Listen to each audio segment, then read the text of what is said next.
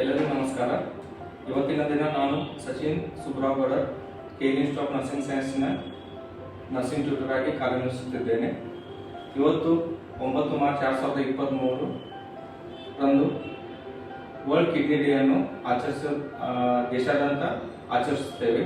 ಆದ ಕಾರಣ ಈ ವರ್ಷದ ವರ್ಲ್ಡ್ ಕಿಡ್ನಿ ಡೇ ಥೀಮ್ ಆಗಿ kidney health for all and preparing for the unexpected supporting the vulnerable ಆಗಿರುತ್ತದೆ.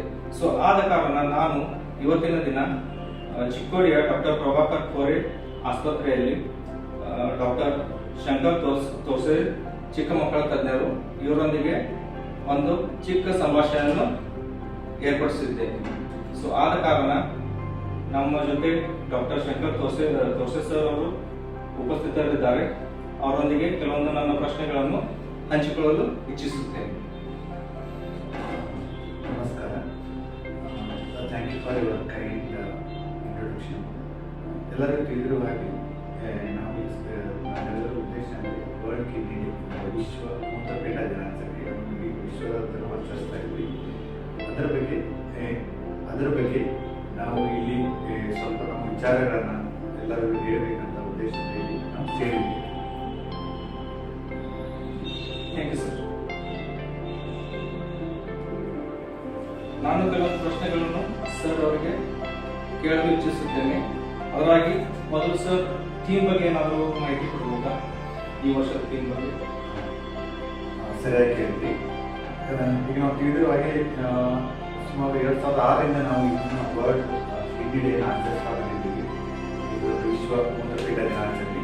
ಪ್ರತಿ ವರ್ಷವೂ ಅದರದ್ದು ಥೀಮ್ ಅಂತ ಇಟ್ಕೊಳ್ತಾರೆ. ಅಂದರೆ ಆ ಥೀಮ್ ಸಲುವಾಗಿ ಎಲ್ಲರೂ ಸೇರಿ ನಾವು ಜನರ ಒಟ್ಟಿಗೆ ಸ್ವಲ್ಪ ವಿಷಯ ಹೇಳಿ ಕಿಡ್ನಿ ಬಗ್ಗೆ ಅರಿವು ಮೂಡಿಸ್ಬೇಕಂತ ಅವರ ಉದ್ದೇಶ.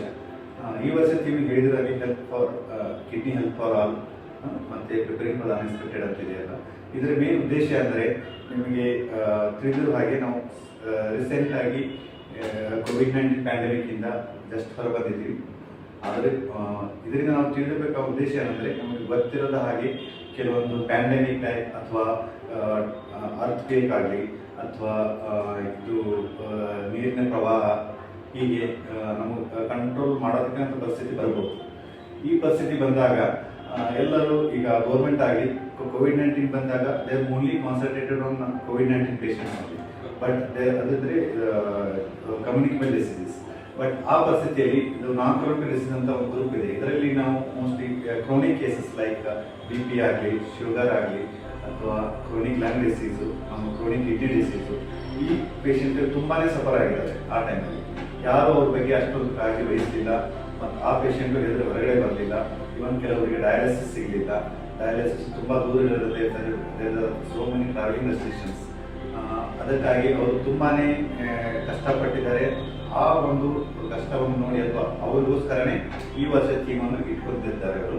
ಇದರಲ್ಲಿ ನಾವು ಮೇನ್ ಆಗಿ 3-4 ಐಟಮ್ಸ್ ಅನ್ನು ಅವರು ಹೇಳಲು ಇಷ್ಟಪಡ್ತಾರೆ. ಏನಂದರೆ ನಾವು policy makers and government and public and individual ಇದ್ರ 4 ಕಡೆ ಒಂದೊಂದು ಪಾಯಿಂಟ್ಸ್ ಹೇಳಿದ್ರೆ ಈ ಪಾಲಿಸಿ ಮೇಕರ್ಸ್ ಸಹ ಈ ಕ್ರೋನಿಕ್ ಕೇಸಸ್ಗಳಿಗೆ ಅಥವಾ ನಾನ್ ಕಮ್ಯುನಿಕ್ ಡಿಸೀಸ್ ಬಗ್ಗೆ ಅವರೊಂದು ಅರ್ಲಿ ಡಿಟೆಕ್ಷನ್ ಅಥವಾ ಪ್ರಿವೆನ್ಷನ್ ಮತ್ತು ಟ್ರೀಟ್ಮೆಂಟ್ ಬಗ್ಗೆ ಒಂದು ಮನಸ್ಸಿನಲ್ಲಿ ಇಟ್ಕೊಂಡು ಎಲ್ಲ ಪಾಲಿಸಿ ಸ್ಟಾರ್ಟ್ ಮಾಡಬೇಕಂತ ಅವ್ರ ಒಂದು ಉದ್ದೇಶ.